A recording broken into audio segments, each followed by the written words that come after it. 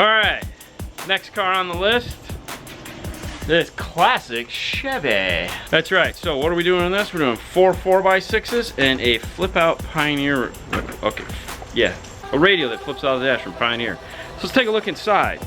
You know what we need? Like trash can? No. What do we need? Like another light. What kind of light?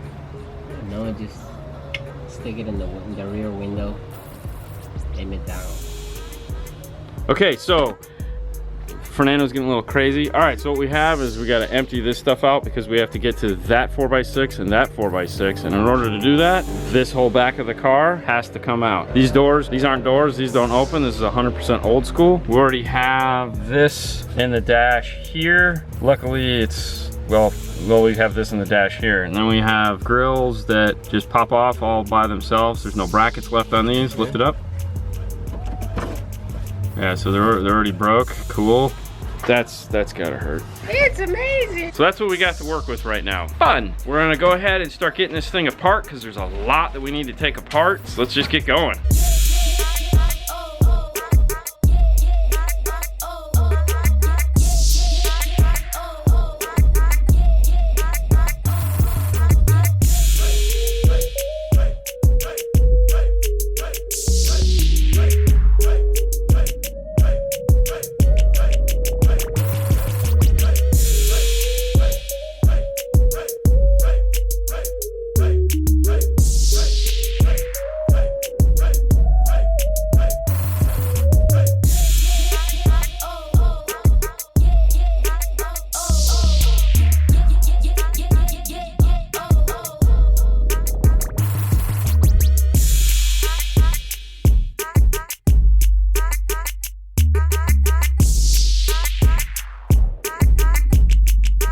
We have the factory 9.5 ohm speakers out, and this is what we have to work with, meaning we can't really deviate from this much because we need the grills to drop back in place. So if we have a tweeter that protrudes past this, then the grills won't go back on. So we have scoured our inventory and come up with a speaker. These guys right here, Kenwood Exelon KFC 4675Cs. These guys are almost a spitting image of those. So it has a very shallow mounted tweeter, doesn't stick up. Basket area is inset a lot, so we don't have to worry about it. And the magnet is unfortunately pretty small, but it will go into the hole. So now we have this guy here that can come up and drop into place right there, and the grill will still sit over the top of it, no issues there. And of course, we have plenty of room back here, so it'll fit right into that. We have part of the equation done. We figured out what speakers we're gonna go with. Now we just need to get them installed, and then we can work on getting the dash, that funky, getting the radio out so we can put the new one in.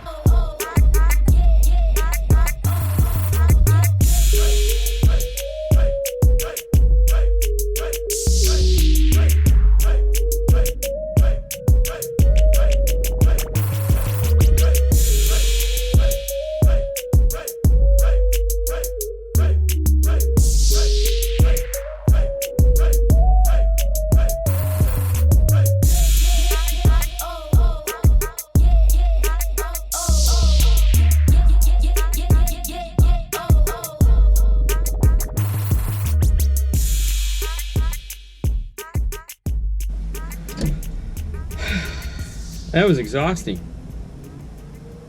Oh well. Gotta do the radio.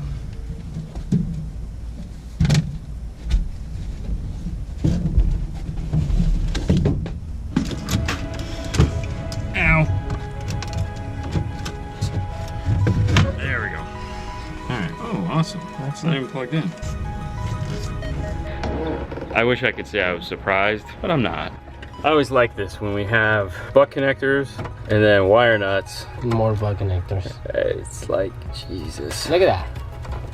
Oh, wow. That's, yeah, there you go. That's a butt on a butt. That's 2 butts. That's a butt sandwich. Yeah, this is what we're gonna be playing with now. Like I say, fun never ends. All right, so the plan is this. We've dug through a box of random plugs, and what we're gonna do is we found 2 Fords. We just wanna be able to pull the radio out if we need to, you know, service it or anything like that. So we're gonna go ahead and solder this end into the car, and then we'll make our harness for this so that we can have a nice harness that we can plug in and out. I really don't think anyone's gonna be putting a factory radio back in that, so I'm not gonna worry about that. We're gonna lengthen this one. Let's get started. So what we got is about 2 feet of speed wire that we went ahead and removed the shield off of. We have a red, a yellow, an orange, and a black. What we're going to do now is just go ahead and solder them to our Ford plug, and then go ahead and add our Pioneer plug on the other end. The reason why we're gonna lengthen this as opposed to bringing the plug up behind the radio is because there's not a lot of room behind the radio. So by doing this, we'll be able to make the plug up where that giant factory amplifier was. Make things just a little bit easier.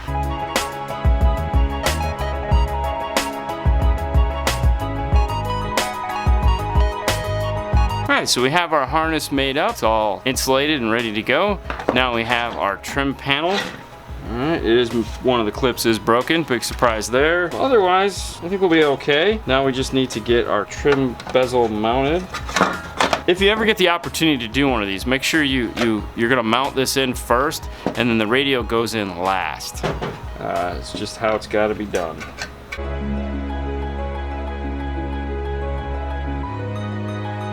All right, so we have the cage mounted. Let's go ahead and get this clipped in, and then we'll follow with this.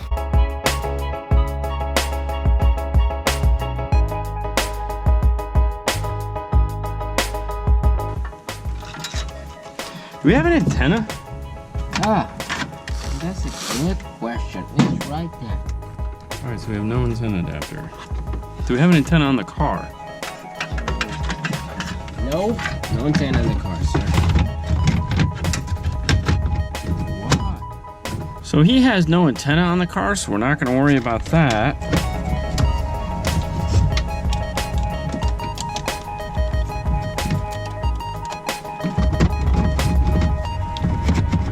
Power's up.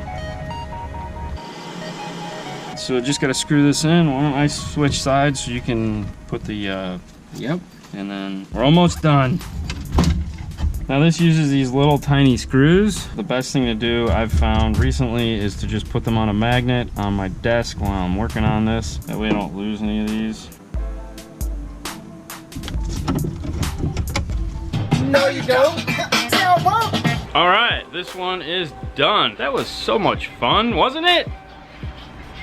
All right, he's in his own little world. Oh, wait a minute. All right, guys, on to the next one.